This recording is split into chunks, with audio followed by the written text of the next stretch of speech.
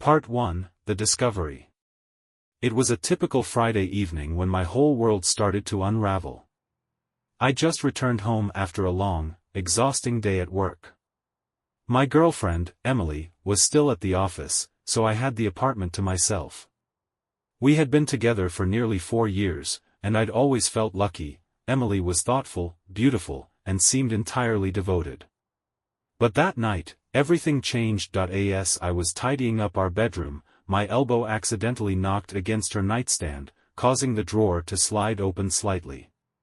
It wasn't intentional snooping, just a harmless accident, but what I saw inside made me freeze. Tucked carefully beneath some notebooks was a phone I'd never seen before. It wasn't her usual phone, which had a bright pink case decorated with daisies. This one was sleek, black, and clearly hidden. Curiosity quickly overtook my sense of privacy. Why would Emily need a secret phone? I hesitated briefly, my heart pounding with anxiety and fear of what I might find. Finally, I picked it up. The phone vibrated softly in my hand, startling me. My stomach twisted painfully as a message flashed across the screen from someone named Jake. "Tonight was amazing, can't wait to see you again." Part 2, The Investigation. My initial shock quickly transformed into an intense, overwhelming need to uncover the truth. With a deep breath, I sat on the edge of the bed and began carefully scrolling through the messages. Each text exchanged with Jake painted a vivid, gut-wrenching portrait of betrayal. They had been meeting regularly, exchanging affectionate messages filled with flirtatious banter and secret plans. There were references to weekends away, cozy dinners, and stolen moments that seemed to mock everything I believed our relationship was built upon. As I continued digging deeper into the hidden phone, I discovered a series of photos, pictures of Emily and Jake together, smiling, holding hands, even sharing kisses. Seeing Emily's face in those pictures, so familiar yet so foreign, felt surreal. My mind raced, replaying memories of moments I now knew were layered with deceit. Determined to gather concrete evidence before confronting Emily, I began discreetly observing her behavior. I noted how she guarded her regular phone, subtly angling the screen away whenever I was near. Her after-work meetings and weekend errands became suspect, each one potentially masking another clandestine encounter with Jake. One evening, unable to resist the impulse any longer, I decided to follow her. Heart pounding, I trailed Emily at a distance, my nerves frayed by anxiety and fear. She drove across town, eventually stopping at a charming cafe I'd never seen before. Parking discreetly nearby, I watched as Jake greeted her warmly, enveloping her in an intimate embrace. I felt sick, my emotions spiraling between devastation, anger, and confusion. Watching them together confirmed every suspicion and intensified every painful question I'd been wrestling with. I watched from afar as they shared laughter, touched hands, and leaned close, their interactions comfortable and familiar.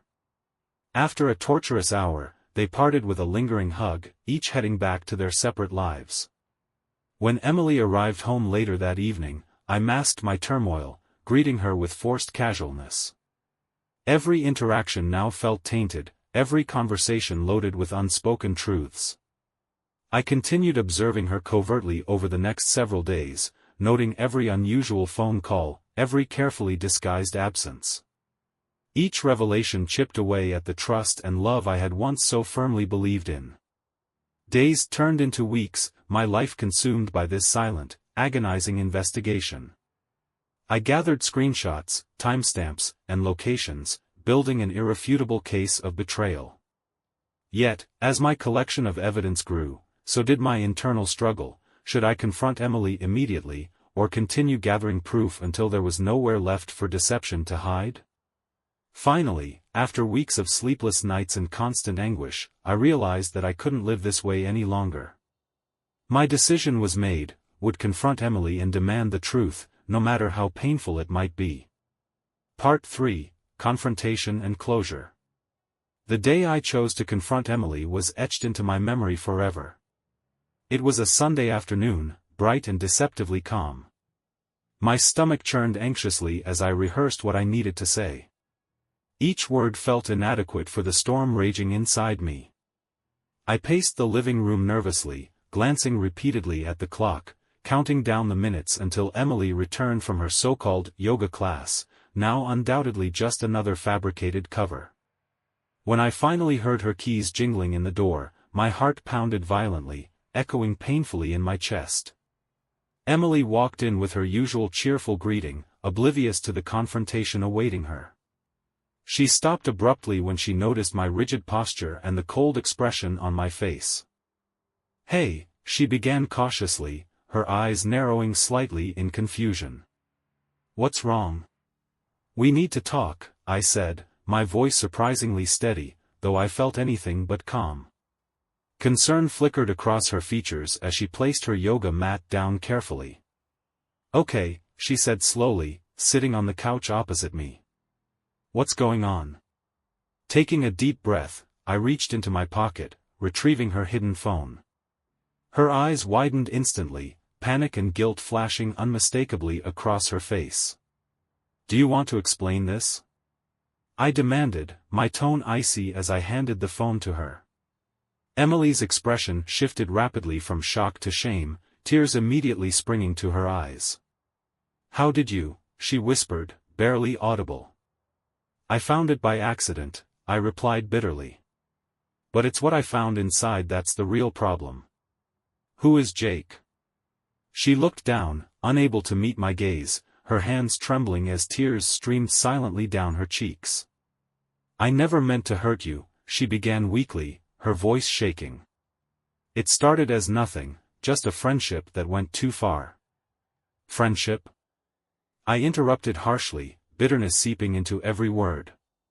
"I've seen the messages, the pictures, the weekends away. Don't insult me by calling it a friendship." Emily sobbed openly now, covering her face with her hands. Her shoulders shook as guilt overtook her. "I know what I did was wrong," she cried. "I wanted to stop, but I didn't know how. I was afraid of losing you."